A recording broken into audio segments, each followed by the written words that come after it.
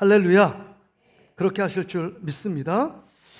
우리 오늘 본문의 말씀 의지해서 로마서 강의 세 번째 시간인데요. 왜 복음만이 살 길입니까? 한번 따라해 봅시다. 왜 복음만이 살 길입니까? 왜 복음만이 살 길입니까? 이런 질문을 갖고 오늘 말씀을 함께 듣기를 원합니다.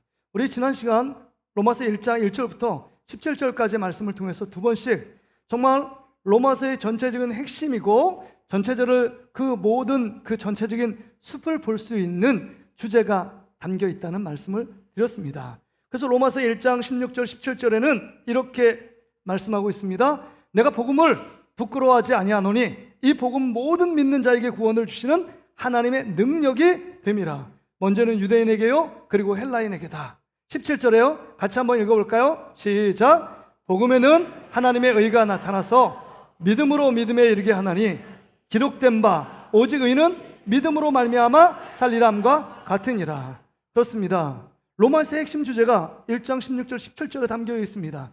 복음은 하나님의 능력입니다. 모든 믿는 자에게 구원을 주시는 하나님의 능력이고, 복음은 하나님의 의가 드러나 그 믿음으로 믿음에 이르게 한다. 그 복음만 믿으면 하나님의 의 대신 예수 그리스도의 그 십자가 공로로 말미암아 우리의 모든 죄악을 덮으신 그 예수 그리스도를 믿기만 하면 오직 의는 믿음으로 산다. 그 산다는 말은 영원한 생명, 예수 그리스도 안에 풍성한 삶을 누리게 된다라고 말씀해주고 있는 것입니다. 이게 복음의 능력이에요. 복음은 굿뉴스입니다. 기쁨의 소식이에요. 놀라운 소식입니다. 우리를 죄에서 영원한 생명으로 인도한 놀라운 사건과 놀라운 그 내용이 복음입니다. 그런데 문제는 뭔지 아십니까? 문제요. 복음, 이 기쁨의 소식, 굿뉴스를 들음에도 불구하고 우리는 와! 복음이야!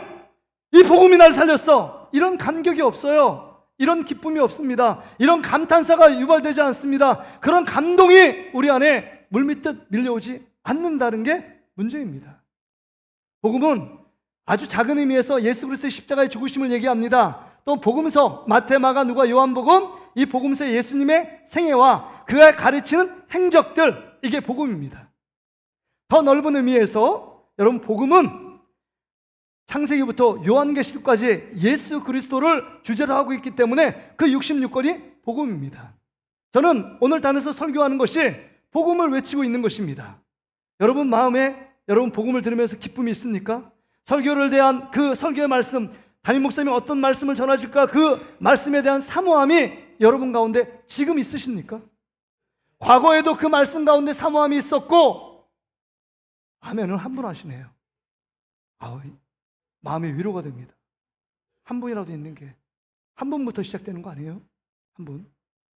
예수님은 한 분에 관심이 있잖아요.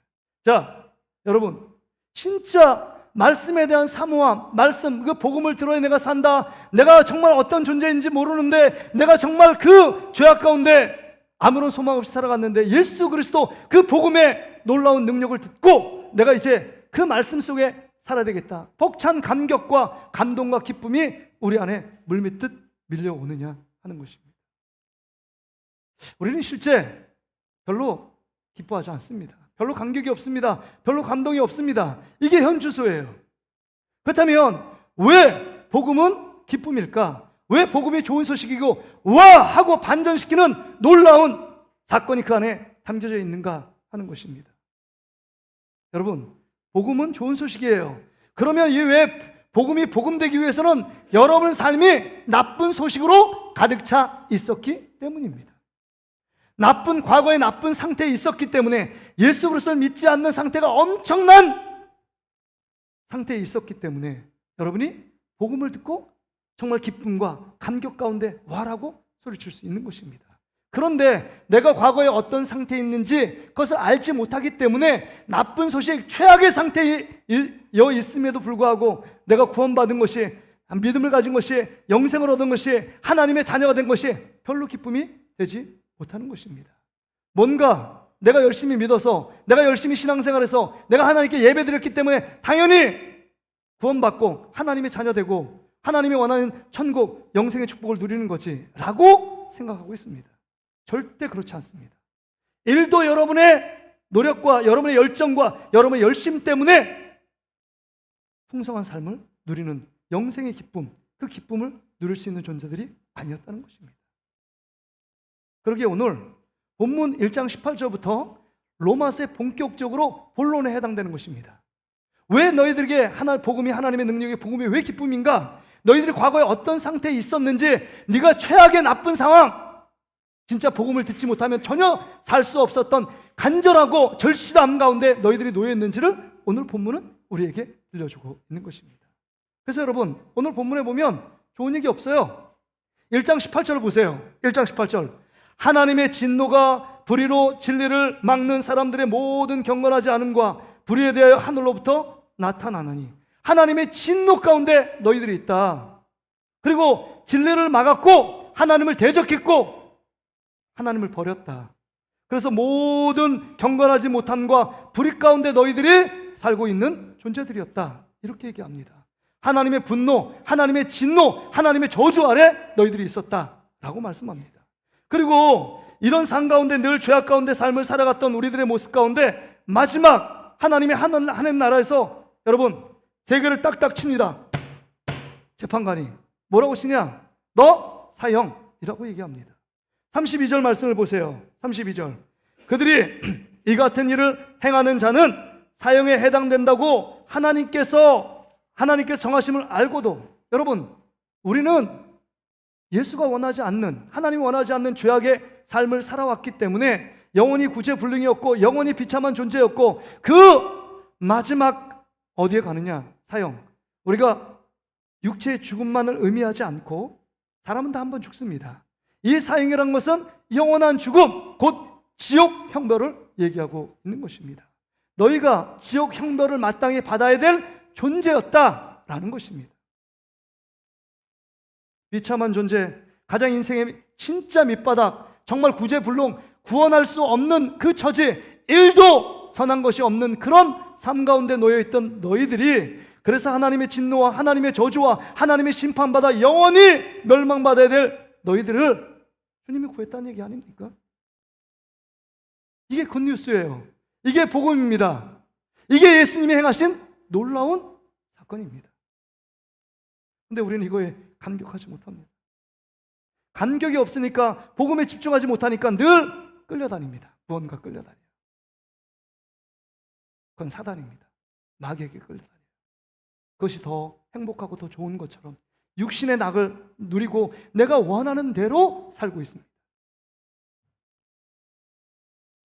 근데 지금 하나님의 진노 아래에 있다, 놓여 있다 그러니까 어떤 분은 이렇게 항변할 수 있을 것 같아요. 하나님은 사랑인데 어떻게 우리를 사형수시키고 지옥으로 몰 수 있을까? 이렇게 얘기하는 사람도 있습니다. 그러면 좀 더 발전적으로 얘기합니다. 목사님, 그러면 그땐 선지자도 없었고 그 다음에 예수 믿으라고 전도자도 없었는데 통일신라나 바레나 고려시대, 그 시대에는 그들도 예수를 알려주는 사람이 없고 하나님을 알려주는 사람이 없었는데 그 사람도 영원한 지옥 사형수입니까? 그들도 하나님의 진노를 받는 거 너무 불공평한 거 아닙니까? 우리는 그래도 예수 그리스도 알고 믿는다고 말하지만 그들은 모릅니다.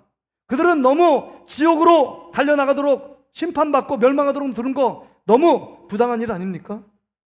그래서 오늘 사도 바울이 얘기를 해요. 그래, 부당하다고 생각하냐? 너희들 핑계댈 수 없는 이유가 있다. 19절 20절에 이렇게 얘기합니다. 보세요. 19절. 이는 하나님이 알만한 것이 그들 속에 보임이라. 하나님께서 이를 그들에게 보이셨느니라. 창세로부터 그의 보이지 아니하는 것들 곧 그의 영원하신 능력과 신성이 그가 만드신 만물에 분명히 보여 알려졌나니 그러므로 그들이 핑계하지 못할지니라. 하나님이 만드신 이 우주 만물, 사람을 보거나 동물을 보거나 그 다음에 사물을 보거나 이 모든 것 안에 하나님의 영원한 능력과 영원한 하나님의 신성이 그 안에 담겨져 있다라고 말씀하는 것입니다. 그러기에 너희들 하나님이 없다고 핑계댈 수 없어. 하나님이 무언가 있다라고 생각한다면 내가 어떻게 하나님을 더 잘 섬길 수 있을까? 그러고 궁리하며 더 하나님께 나가야 되는 것 아니야? 너희들 핑계댈 수 없잖아. 여러분, 자연 만물을 보세요. 정말 아름다운 그 소나무 한 그루, 나무 한 그루, 꽃 한 거, 그 다음에 여러분 비, 그 다음에 눈, 이 창조하신 이 우주 만물을 보면서 이것이 우연하게 일어난 일들일까요? 창조주 하나님이 만드신 것이라는 것이라는 생각을 모든 사람이 다 믿지 않는 사람들도 하고 있습니다. 그러니까 죽음에 대한 두려움이 있어요. 믿지 않으면서 내가 죽음 이후에 어떤 세계, 천국과 지옥이 있으면 어떻게 할까? 이런 걱정과 근심이 쌓여 있습니다. 그러니까 마지막에 죽음의 두려움의 공포가 있는 거예요. 뭔가 하나님이 분명한, 하나님은 모르지만 하나님 존재, 창조주라는 것은 있는데 내가 그 창조주를 어떻게 생각하고 받아들이냐 따라 인생이 결정되는 것입니다. 핑계댈 수 없어요. 여러분, 현미경으로 팔이나 목이 이렇게 보세요. 되게 이상하고 지저분한 것 같지만 거기 보면, 현미경으로 보면요, 형형색계의 놀라운 색들이요, 하나님이 만드신 그 세밀하고 그 오묘하고 신묘막측한 작품들이요 담겨 있어요. 야, 이건 어떤 인간이 만들 수 있는 것이 아니다 라는 걸 깨닫습니다. 깨달아요. 하늘을 보더라도, 땅을 보더라도, 사람을 보더라도, 이 자연 만물을 보더라도 그 안에 하나님의 신성과 하나님의 능력이 그 안에 담겨져 있는 것입니다. 핑계댈 수 없어요. 뿐만 아니라 오늘 본문에 보니까 이렇게 하나님이 분명히 보여줬는데도 불구하고 하나님께 감사하지도 않고 하나님께 영광 돌리지 않는 그들의 모습의 삶의 모습을 두 가지로 특징적으로 지금 말씀하고 있습니다. 사도 바울이 뭐라고 얘기하느냐? 정말 하나님의 진노 아래, 하나님의 저주 아래 있는 자의 삶의 특징이 뭐냐? 하나님 앞에서 여러분 바꾸어 버림이에요. 바꾸어 버림. 정말 하나님을 섬겨야 되는데 세상과 자연 만물을 섬깁니다. 그래서 세 번씩이나 23절, 25절, 26절부터 27절에 바꿉니다. 대상을 바꿔버려요. 보세요. 한번 여기 보세요. 23절 말씀 보세요. 23절, 썩어지지 아니하는 하나님의 영광을 썩어질 사람과 새의 짐승과 기어다니는 동물 모양의 우상으로 바꾸었느니라. 그러니까 정말 모든 사람들은 무언가 섬깁니다. 하나님을 제대로 섬기는 사람이 있는가 보면 하나님을 섬기지 않는 사람은요, 동물을 섬기고요, 힌두교는 소를 섬기잖아요. 또 여러분, 불교에 그냥 석상을 섬기고 막 그러잖아요. 보면서 그 앞에 절하고. 동남아 가면 거기에 맨날 그 아기 동자승 그 앞에 물을 주고 계속 물로 닦아요. 자기가 죄를 씻어야 되는데. 어떤 사람은 사물을 보면서 그 앞에 고개를 숙이고 섬깁니다. 모든 사람은 뭐 신을 믿든지 안 믿든지 뭔가를 섬기는 사람입니다. 늘 어떤 것을 생각하고 그것에 집중하는 것, 그 모든 것이 다 예배자입니다. 하나님을 섬기지 않으면 다른 걸 섬기는데 마땅히 창조주 되신 하나님을 섬겨야 되는데 피조물을 창조주처럼 섬기고 있는 바꾸어진 모습입니다. 이게 우리의 모습 아니에요?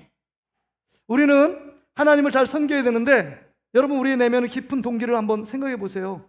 내가 진짜 하나님을 섬기고 있는가? 돈을 섬기고 있는가? 세상을 사랑하며 세상을 섬기고 있는 우리의 모습은 아닌가? 건강, 명예에 더 관심 있고 그것을 섬기고 그것을 예배하고 있는 우리의 모습들은 아닌가? 아니면 어떤 사람은 나 자신을 섬기며 내가 왕이고 내 마음대로 하는 모든 삶, 내가 신의 위치에서, 창조주 위치에서 생각하고 판단하며 나에게 나 자신을 숭배합니다. 이제는 여러분 까놓고요, 사탄 숭배하는 사람 있잖아요. 사탄 숭배. 사탄. 유명한 가수들 뒤에 사탄 숭배의 모양을 갖고 숭배합니다. 나는 사탄 숭배자다, 이렇게 얘기하잖아요. 바꿔졌습니다. 하나님의 진노를 받아 그 죄악 가운데 무엇이 진짜 창조주인지, 무엇이 피조물에 불과한지를 알지 못해요. 바꿔져요. 익스체인지 됩니다. 자리가 바뀌어져요. 하나님 자리가 위에서 내려오고 피조물이 하나님 자리에 위치해 있습니다. 이게 바꿔버립니다. 이것만이 아니에요. 23절만이 아닙니다. 25절 보세요. 이는 그들이 하나님의 진리를 거짓 것으로 바꾸었다 그랬습니다. 또 바꾼다는 얘기가 나오잖아요. 하나님의 진리가, 이제는 그 진리가 완전히 무시되고 버려지고 세상의 진리가 하나님의 진리를 삼켜버립니다. 여러분, 요즘 우리 유초등부 오늘 특성을 했는데 우리 학교에 가면 여러분, 창조론이 정설이 아니에요. 창조론은 한 줄 나옵니다. 창조론. 하나님이 세상을 지었다, 이거 거의 그냥 스쳐듯이 지나가고, 정설은 진화론입니다. 우연스럽게 어떻게 생물체가 개발돼서 점점 사람으로 진화됐고, 사람들은 크르망부터 시작해서 오스트랄로피테쿠스부터 시작해가지고 인간이 이렇게 진화됐다. 그 얘기하는 거 아닙니까? 다윗의 진화론을 들고 이건 과학적으로 이성적으로 증명된 것이다 라고 학생들이 초등학교, 중학교, 고등학교부터 다 진화론을 배웁니다. 그 속 안엔 창조주가 없어요. 하나님이 없습니다. 하나님을 대적하는 인본주의적인 세계관 속에 갇히도록 만듭니다. 그러니까 우리 아이들이요, 지금 뭐를 배우고 있느냐? 여러분, 그 안에 엄청난 교육, 사탄이 주는 교육을 엄청나게 하고 있는 것입니다. 바르게 좋은 것을 보고 해야 되는데 영적인 교육은 전혀 없어요. 그러니까 너희들은 물질에서 만들어졌어. 그러니까 물질에 만들어졌기 때문에 사람도 죽이고 이런 거예요. 잘못된 세관이 그게 달아있는 시대 속에 살고 있습니다. 이게 지금 시대의 사조 풍조입니다. 뿐만이 아니에요. 여러분, 여기 보면 26절부터 27절에 보니까 이 때문에 하나님께서 그들을 부끄러운 욕심에 내버려 두셨으니 곧 그들의 여자들도 순리대로 쓸 것을 바꾸어 영리로 쓰며 그와 같이 남자들도 순리대로 여자 쓰기를 버리고 서로 향하여 음욕이 부릴 듯하며 남자가 남자와 더불어 부끄러운 일을 행하여 그들의 그릇 때문에 상당한 보응을 그들 자신에 받았느니라. 동성연애 얘기하는 것 아닙니까? 남성이 여성을 쓰는 게 순리예요. 이게 창조 질서입니다. 창조 질서를 뒤집어 버렸어요. 바꿔버렸어요. 뭐라고? 남자가 남자 좋아합니다. 여자가 여자 좋아하는 거예요. 그러면서 뭐라고 얘기하느냐? 이게 자유라는 거예요. 성적 취향이라는 거예요. 포괄적 평등법 안에 이거 퀴어 축제하는 그 사람들이 주장하는 게 뭐냐? 이것도 우리 소수의 인격을 존중해 달라는 거예요. 남자가 남자하고 결혼하는 게 뭐가 어떠냐? 여자가 여자가 결혼하는 게 뭐가 어떠냐? 라고 주장하는 것입니다. 근데 여러분, 이 성적 취향, 내가 원하는 대로 취향하는 거, 그 사람들이 점점 모이면 세를 이루고 법을 제정해서 이것도 법의 보호 아래 있게 해달라는 거예요. 각자 세금을 내니까, 나라도 대한민국의 국민이니까 그렇게 해달라는 것입니다. 그러면 이것도 취향일까요? 강력하게 규제하는데 나는 취향이 동물들하고 관계를 갖는 게 취향이에요. 이것도 법의 보호를 해줘야 될까요? 레위기에 보면 그런 사람이 있었습니다. 또 그렇지 않고 그 어린 아이들을 성적 대상으로 알고 5, 6살, 7살하고 잘못된 관계를 갖는 그것도 성적 취향으로 나 마음대로 하게 달라. 이게 가당한 말일까요? 이게 옳은 것일까요? 아니잖아요. 분명한 법이 있습니다. 하나님의 창조 질서의 법이 있어요. 그럼에도 불구하고 하나님을 무시하고 하나님을 대적하니까 그들의 법이 상실됐습니다. 절대적인 기준이 없어요. 거짓 진리가 자기 자신을 삼켜버린 것입니다. 자기 멋대로 행동하는 거예요. 멋대로 행동. 지금 시대에 이런 시대가 왔습니다. 하나님의 진노가 그 안에 있다고 했어요. 그들의 그릇 때문에 상당한 보응을 그들 자신이 받았느니라. 에이즈 아직도 못 고치잖아요. 그 불치의 병으로 그들이 죽어가는데도 불구하고 그 모든 죄악들을 알매도 계속적으로 불의한 일을 하고 있습니다. 지금은 요새 에이즈가 얼마나 지금 퍼졌는지 막 매스컴에 떠들지 않으니까 모르는데 지금 청소년부터 시작해가지고 20대, 30대 에이즈율이 우리나라에 급속도로 확산되고 있대요. 지금 시대가 이런 시대입니다. 정말 어떻게 인간이 이럴 수 있어? 라고 말하는 시대에 정말 버전이 그것이 상식화된 시대를 우리가 살고 있습니다. 바꿔버렸어요. 이런 정말 뒤죽박죽하고 하나님 없이 하나님을 대적하고 진리를 떠나니까 그들이 원하는 대로, 그들의 생각대로, 그들의 마음대로 하는 것입니다. 그래서 여러분, 이렇게 행하는 자들을 하나님이 기다리고 돌아오길 원하고 탕자처럼 돌아오길 원하는 하나님 그 사랑과 그 은혜를 부어주심에도 불구하고 여러분, 돌아오지 않으면 주님이 두 번째 특징이 뭐예요? 버려두심입니다. 그냥 내버려 두심이에요. 그들의 마음에 상실한 마음으로, 허망한 마음에 그들의 죄를 행하든지 지옥을 향해 달려가는지 그냥 그대로 버려두심이에요. 이거를 어려운 말로 신학적으로 유기라고 합니다. 유기. 그래서 예수 지금 믿지 않는 자들이 가운데 계속적으로 믿지 않는 사람 유기 버려도 회개할 기회를 주셨음에도 불구하고 돌아오지 않습니다. 그래서 여기 여러분 보세요. 내버려 두시다. 여기 24절 보세요. 그러므로 하나님께서 그들의 마음의 정욕대로 더러움에 내버려 두사 그들의 몸을 서로 욕되게 하게 하셨으니 내버려 두었대요. 부모 중에는 자식이 사고를 칩니다. 사고 치면 계속 치면 야 이러면 안 돼. 어느 때는 때리기도 하고 막 그럽니다. 훈계도 하고. 근데 계속적으로 애가 격기로 나가잖아요. 그러면 부모가 이렇게 얘기합니다. 너 네 마음대로 해봐. 네 마음대로 살아. 이게 진짜 네 마음대로 살아라는 얘기일까요? 네 마음대로 살면 너 반드시 후회할 날이 있어. 반드시 엄청난 대가를 지불할 거야. 그렇게 살면 안 된다. 그러게 여러분, 하나님이 우리를 내버려 두신 가운데 놓는 것이 이게 복일까요? 내 마음대로, 기분대로, 내 생각대로, 내 감정대로 살아가는 것이 진정 행복일까요? 아닙니다. 하나님의 말씀을 듣고 이거 하라, 이거 하지 마라 라고 하는 말씀이 내 마음에 찔리고 그 다음에 죄책감이 들고 이게 하나님이 우리 가운데 주시는 복이에요. 내 마음대로 산다고 여러분 그 어항 속에 있는 물고기가 어항을 벗어나는 순간 그건 생명을 잃는 것입니다. 그래서 어린아이들이 어머니가 잔소리처럼 너 자존심해라, 공부 열심히 해라, 좋은 친구 사귀어라 이렇게 잔소리하는 것 그걸 들을 때가 행복한 거예요. 들을 때가. 그러게 여러분 내버려 두심 하나님이 여러분을 내버려 두셨다. 이건 복이 아니라 엄청난 저주입니다. 저주예요. 여기 또 얘기하잖아요. 26절에 이때 하나님께서 그들을 부끄러운 욕심에 내버려 두셨다. 이렇게 얘기하고 28절에 보면 내버려 두사 합당하지 못한 일을 하게 하셨다. 이렇게 얘기합니다. 그러니까 내버려 두사 합당한 일을 못한 일을 그냥 하게 하셨다라고 얘기해서 29절부터 31절에 그 죄악의 분 하나님을 대적하고 진리를 떠난 자들이 어떤 일을 하고 있느냐 29절부터 31절이에요. 저희 어머님은 이걸 막 적어놓고 이런 죄를 짓지 않도록 회개하고 막 그러더라고요.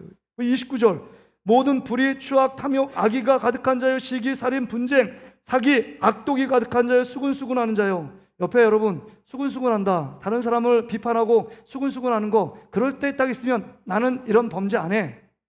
난 하나님만 바라봐. 이렇게 얘기해야 됩니다. 자꾸 공모하고 이건 상대방이 있어야 수군수군 되는 겁니다. 상대방이 여러분 마음을 앗아가고 또 여러분 죄악의 일들을 공모하면 안 된다고 얘기하셔야 돼요. 수군수군하고 비방하는 자요 하나님께 미워하는 자요 하나님께서 미워하는 자는 하나님을 미워하는 자하고 똑같습니다. 능욕하는 자요 교만한 자요 자랑하는 자요 악을 도모하는 자요 부모를 거역하는 자요 우매한 자요 배약하는 자. 배약은 배신이나 똑같은 말입니다. 하나님 말씀대로 살지 않고 그 말씀을 떠나 사는 거예요. 배약하는 자요 무정한 자요 무자비한 자라. 이들은 다 사형에 해당된다. 하나님 나라를 유업으로 받지 못하고 사형, 지옥 판결을 피할 수 없다라고 말씀하는 것입니다. 내버려 두셨기 때문에 우리의 허망한 욕심대로 살아가도록 내버려 두셨고 내 마음대로 죄짓도록 만드는 것 결국은 망한다는 것입니다. 우리가 이런 상태라니까요. 우리 안에 선한 것이 하나도 없습니다. 사도 바울이 얘기하기에 의인은 없나니 하나도 없대요. 하나님의 기준, 하나님이 원하는 대로 인간이 삶을 추구하는 사람이 없다는 겁니다. 하나님을 찾고 하나님을 갈망하지 못하는 상태, 진리를 떠나고 하나님을 대적하고 하나님을 버린 상태에 있는 자들, 허망한 욕심 가운데 사로잡힌 자들. 그러게 우리에게는 이 하나님의 진노, 하나님의 저주 아래에 있는 우리들이 여러분 왜 복음이 필요해요? 예수 그리스도가 필요한 것입니다. 예수 그리스도. 은혜 받은 사람의 특징이 뭐냐면요, 늘 회개해요. 자신의 죄악을 고백합니다. 아, 저분이 저렇게 많은 죄를 지었어. 그래도 주님 앞에 엎드리면 죄밖에 생각이 안 나는 거예요. 철저하게 죄인임을 고백합니다. 다윗이 나단 선지자의 집에 지적을 받았을 때 당신이 밧세바와 밧세바를 범하고 우리아를 죽인 그 장본인입니다 라고 할 때 거꾸로죠, 회개하잖아요. 베드로도 회개합니다. 하나님 앞에 회개하는 이유는 내가 지금 오라 내가 망하게 되었구나, 사형수에 불과한다, 난 지옥에 갈 수밖에 없는데 예수 그리스도를 통해서 내 죄를 고백하고 죄의 문제는 예수 그리스도가 다 짊어지시고 대신 십자가에 죽으셨다. 그 십자가 복음, 그 복음을 듣고 주님 앞에 회개하고 주님께 나가는 것입니다. 이때만이 우리에게 살 길이에요. 그래서 복음만이, 예수 그리스도만이 살 길이라는 거예요. 우리가 하는 일들, 말들, 행동들은 선한 것이 없어요. 늘 죄 짓는데 우리의 삶이 에너지를 집중하고 그것에 열심인 것을 봅니다. 시키지 않아도 죄 짓는 건 너무 전문가처럼 죄를 짓습니다. 이게 우리의 상태라는 거예요. 그러게 우리가 이 죽음의 상태, 지옥의 상태, 이 비참한 죄 가운데 죽었던 우리의 상태를 구원하실 분은 오직 예수 그리스도밖에 없는 것입니다. 그래서 수로보니게 여인이 자기의 귀신 들린 딸을 고치기 위해 예수님께 어떤 모욕이 있어도 예수님께 나아가고 나갔던 것처럼 거지 소경 바디메오가 예수님을 찾은 것입니다. 왜요? 복음의 소식이 들려왔기 때문에요. 예수님을 만나면 나의 모든 문제, 귀신 들린 딸을 고치고 나의 소경된 문제를 해결할 분은 오직 예수 그리스도밖에 없다고 주님 앞에 간절하게 절박함으로 엎드려 기도하며 나갔던 것처럼 우리가 예수 그리스도 복음을 듣지 않고서는 살 길이 없다는 겁니다. 저주 아래, 하나님의 진노 아래 죽을 수밖에 없는 죄인에 불과하다는 것입니다. 이게 우리의 현 상태였습니다. 그런데 오늘 본문의 말씀을 통해서 이걸로 끝나지 않고 정말 저희가 정말 집중해야 될 우리 말씀은요, 지금부터 전하는 말씀이에요. 왜 우리가 이런 상태에 이르게 되었는지를 생각해 보아야 합니다. 그래서 우리가 마지막 세 번째 우리가 결단해야 될 건 뭐냐? 우리의 마음과 생각을 예수로 지키고 채워야 한다는 겁니다. 우리의 마음과 생각을 예수로 지키고 채워야 돼요. 여기에 보면 21절에 보면 생각과 마음에 대한 이야기를 하잖아요. 왜 사람들이 죄악 가운데 빠졌을까요? 오히려 그 생각이 허망해지고 미련한 마음이 어두워졌다. 여기 그리고 24절에 마음의 정욕대로 버려뒀다. 또 28절에 또한 그들이 마음에 하나님 두기를 싫어했고 하나님께서 그들을 그 상실한 마음대로 내버려 두었다라는 것입니다. 마음이 문제라는 거예요. 마음이 문제예요. 근데 여러분, 마음이 아까 하나님이 우주 만물을 통해서 하나님이 계시다는 것 알게 됐습니다. 그래서 21절에 하나님을 알되, 하나님을 알아요. 그 다음에 32절에 보면 그들이 이 같은 일을 행하는 자는 사형에 해당된다고 하나님께서 정하신 것을 알고도 하나님이 죄를 싫어하는 것 알고 있어요. 하나님만 섬겨야 되는 것 알고 있어요. 하나님 말씀대로 순종해야 되는 것 알고 있어요. 그런데 아는 대로 행동하지 못합니다. 마치 담배가 백해 무익한 걸 알면서도 담배를 끊지 못하는 우리의 삶과 똑같은 거예요. 제가 먼저 여기 있으면 집이 가까우니까 맨날 왔다 갔다 하잖아요. 그런데 우리 성도들 중에 담배 피다 저한테 걸린 분이 몇 분이 있습니다. 근데 본인은 모르시면은 그냥 이렇게 계속 피고 계세요. 그래서 제가 지적하면서 왜 담배 피세요? 이렇게 지적을 안 하기 때문에 그냥 저를 안 봤으면 그냥 피고 계시더라고요. 근데 어떤 분 저가 보는데 멀리서 보니까 담배를 네, 안녕하세요. 네, 안녕하세요. 제가 그거 봤죠. 담배 피는 거 봤지만 모른 척하고 인사만 드리고 예, 잘 지내시죠? 그리고 더 가요. 집사님 중에서도 담배 피시고 피세요.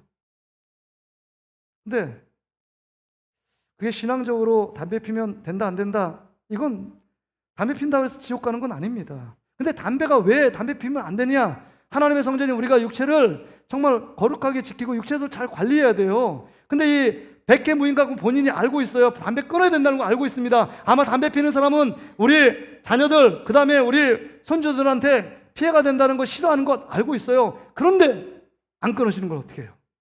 못 끊는 걸 어떻게 해요? 다 아는데. 근데 제가 어떤 분 설교를 듣다가 제가 깜짝 놀랐어요. 어떤 목사님이 이제 교회에서 이렇게 내려가시는데 저쪽에서 담배를 피신대요. 담배 피시고 있는데 그분하고 눈이 딱 마주쳤대요. 이건 피할 수 없이 눈이 딱 마주쳤는데 이렇게 피는데 집사님도 딱 마시는데 너무 놀래가지고 이 담배를 버리면 되잖아요. 이렇게요. 근데 이거를 담배 피다가 이걸 확 불타고 있는 담배를 손을 확 잡았대요. 너무 당황해가지고 이거 잡았대요. 그래서 목사님이 화들짝 놀라서 담배 피라고 이거 지금 이거 안 된다고 화상 입는다고 빨리 버리시라고. 그러면서 이 집사님이 그러시더래요. 교명적인지 목사님 담배를 말도 안 했는데 왜 담배 끊으라 이런 말도 안 했는데 목사님 담배가 안 끊어져요. 괜찮다고. 더 은혜 받으면 하나님이 끊게 하시는 날이 있다고. 담배가 무익한 거 알고 있어요. 그렇죠? 자녀들이 피해도 주고 손주들 담배 냄새 난다고 안 오잖아요. 정말 진짜 제가 고통인데요. 제가 19층 사는데 17층인가 18층 중간에 그 담배 꽁초 그러는데 너무 진짜 예의가 없더라고요. 거기 그냥 공간에서 담배를 피면 이 19층이니까 담배 냄새가 그냥 올라와요. 우리 아버님도 안 피고 저도 안 피고 우리 자식들 피는지 안 피는지 모르겠는데 3대째 안 피는데 담배 냄새가 올라오면 진짜 이게 정말 제일 싫거든요, 제가. 담배 냄새를. 근데 거기서 어떻게 피냐면 금연이라고 써서 붙였어요. 그래서 막 소리를 질렀어요. 담배 피지 마세요. 공공장소입니다. 그런데도 계속 피더라고요. 근데 피는데 담배를 한 가지 핀 게 아니라 거기 그 밑에 맨날 청소하는 청소분이 있는데도 담배를 그냥 다 버려가 쑥대밭을 만들어. 담배 한 10가지가. 근데도 계속 똑같아. 거기다 그래서 여기다 이렇게 동그란 누가 그릇을 갖다 줬나 봐요. 재떨이처럼 쓰라고. 거기다 안 하고 다 밑에 바닥에다 버렸어요. 계속 담배를 피더라고요. 너무 힘들더라고요, 진짜. 근데 담배를 끊어야 되는 건 아는데 못 끊는 게 문제 아닙니까? 근데 우리 그 담배계 유명한 분이 있잖아요. 유튜브 김홍신이라는 인간시장 작가. 그래서 국회의원도 했잖아요. 김홍신. 자기는 37년 동안 담배를 폈대요. 근데 자기가 감동을 주었던 스승이 스승 집에 찾아가서 얘기를 듣다가 야, 너는 왜 이렇게 담배를 오래 피냐? 스승님, 저는 죽을 때까지 담배 물고 죽을 겁니다. 뭐 이런 얘기를 했대요. 담배 피고 뭐 예술적인 뭐 고뇌가 있으니까 담배 피고 막 이런 거 뭐 어떤 이해가 많이 되는 사람도 있더라고요. 근데 그분이 이렇게 얘기했대요. 이 한마디 얘기 듣고 그때부터 끊었대요. 아니, 쥐들도 독약을 든 것을 알면 쥐도 독약은 안 먹는다. 쥐가 독약이라는 것을 알면 쥐도 독약을 안 먹는데요. 너 지금 독약을 계속 빨고 물고 있는데 너 그거 지금 독약인지 알면서도 지금 빠지? 이게 인간이니? 이 얘기를 듣는 순간에 확 다가오더래요. 그래서 그 다음부터 끊었다는 거예요. 그러니까 37년 동안 담배 피는 사람이 김홍신을 끊었다고 그 친구들이 너 엄청 독한 놈이다, 막 독한 사람이다, 막 이렇게 얘기하니까 그 김홍신이 글을 써서 이렇게 썼잖아요. 아니, 쥐약을 알면서도 먹는 사람이 독한 사람이냐? 쥐약을 끊은 사람이 독한 사람이냐? 대답해봐라. 여러분 혹시 구원과 상관없지만 정말 담배를 끊고 싶지만 끊지 못하는 분들이 있어요? 여러분들은 독한 분들이에요.